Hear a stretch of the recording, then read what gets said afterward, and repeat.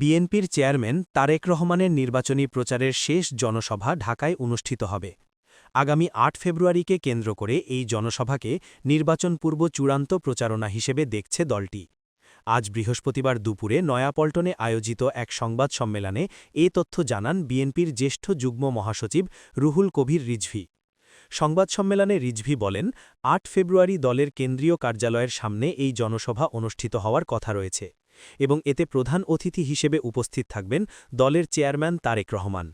তিনি জানান, নির্বাচনের আগে জনগণের সামনে দলের অবস্থান, প্রতিশ্রুতি এবং চলমান রাজনৈতিক পরিস্থিতি তুলে ধরতেই এই শেষ জনসভার আয়োজন করা হচ্ছে। তবে পরে বিকেলে বিএনপির মিডিয়া সেলের সদস্য আতিকুর রহমান রুমন প্রথম আলোকে জানান, শেষ নির্বাচনী জনসভার তারিখ পরিবর্তনের সিদ্ধান্ত নেওয়া হয়েছে। তিনি বলেন, সংশোধিত তারিখ খুব শীঘ্রই গণমাধ্যমকে জানানো হবে। দলীয় নেতারা জানান, এই জনসভাকে ঘিরে ইতোমধ্যে ব্যাপক প্রস্তুতি গ্রহণ করা হয়েছে। জনসাধারণের অংশগ্রহণ নিশ্চিত করতে দলের বিভিন্ন ইউনিট ও অঙ্গ সংগঠনের নেতাকর্মীদের নির্দেশনা দেওয়া হয়েছে।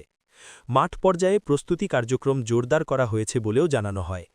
বিএনপি সূত্রে জানা গেছে, এই জনসভাকে নির্বাচনপূর্ব চূড়ান্ত শক্তি প্রদর্শন হিসেবে বিবেচনা করছে দলটি। জনসভায় তারেক রহমান নির্বাচনী প্রতিশ্রুতি, দেশের বর্তমান রাজনৈতিক পরিস্থিতি এবং ভবিষ্যৎ করণীয় নিয়ে বক্তব্য দেওয়ার কথা রয়েছে।